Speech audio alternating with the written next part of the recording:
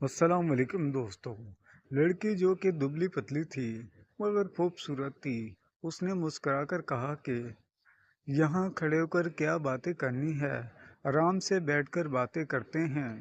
यूं ही वो मुझे एक ग्राउंड में ले गई और हम एक बेंच पर बैठकर बातें करने लगे। मैं बहुत ज़्यादा हिचकिचा रहा था, मगर लड़की ने कहा कि देखो, घबराने की कोई ज़रूरत नहीं है, तुम आराम से बातें कर सकते हो। अगर तुम भी टाइम चाहते हो तो मैं रात को 10 बजे फ्री होती हूँ, तुम्हारे पास आ सकती हूँ। ये सुनकर मेरी आंखें चौंक उठी थी। मैंने फिर भी इनकार कर दिया और कहा कि दरअसल मेरे दोस्त भी मेरे साथ ही फ्लैट में रहते हैं। पहले मुझे अपनी फ्लैट खाली करना पड़ेगी, इसके बाद मैं आपसे मिलूंगा। लड़की ने कहा, कोई बात नहीं, तुम मेरे फ्लैट में आ जाना, रात 10 बजे मेरे फ्लैट में आ जाना। उसने मुझे अपना नंबर और एड्रेस बताया। मैं हैरानी से उस एड्रेस को देख रहा था, सोचता हूँ कि मेरी किस्मत मुझ पर कितनी मेहरबान कैसे हो गई है। मैंने जल्दी से अपनी फ्लैट में वापस जाकर तैयारी शुरू कर दी। मैंने अपने दोस्तों को सारी बात बता दी कि लड़की ने कैसे मुझे अपनी फ्लैट में बुलाया है। मेरे दोस्तों ने मेरा मजाक उड़ाना शुरू कर दिया कि अब तुम क्या करोगे। मैं बहुत ज़्यादा बुकला गया था। मेरे दोस्त यही कह रहे थे कि हम इस वक्त तक कुछ नहीं कर सकते जब तक तुम इस लड़की का यकीन नहीं जीत लेते। क्यों ना कि इस लड़की का एतमाद ज़रूरी हासिल करना है। मेरे दोस्त मुझे ये सब कुछ सिखा रहे थे कि कैसे करना है। इनकी बातें सुनकर मेरे कानों से धुआं उठने लगा था। मैंने कभी भी नहीं सोचा था कि ये दिन भी आएगा, मगर मैं मजबूर था। मेरे दोस्तों ने मुझे एडवांस में 50,000 दिए थे।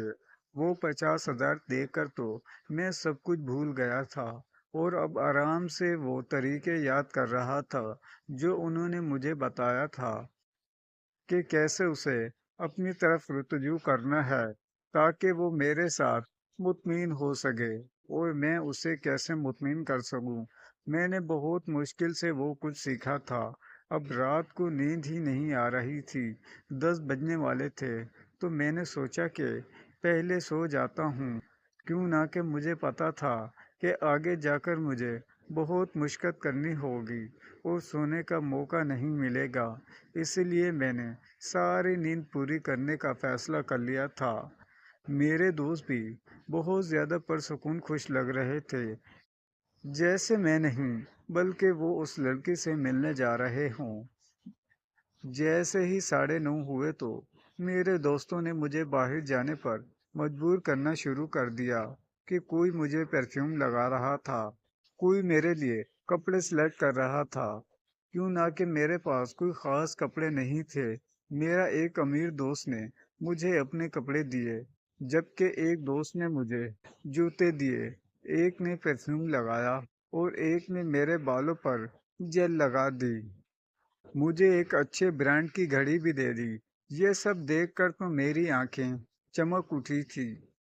मैंने सोचा ही नहीं था कि मेरी किस्मत यूं पलटी मारेगी। अभी मैं अपनी फ्लैट से निकल आया था। बाहर हर कोई मुझे ऐसे देख रहा था जैसे आज कोई मेरा वलीमा हो।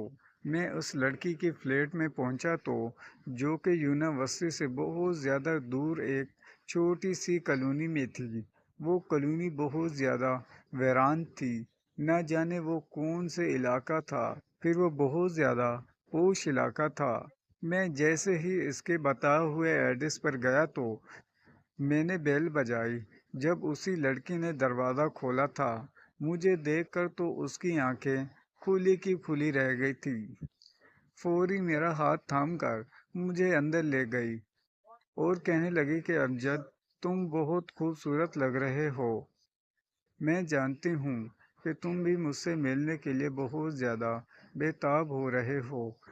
वो मेरे पास आ गई थी। मुझे उसने सोफे पर बिठाया इस कहानी की अगली की सुनने के लिए।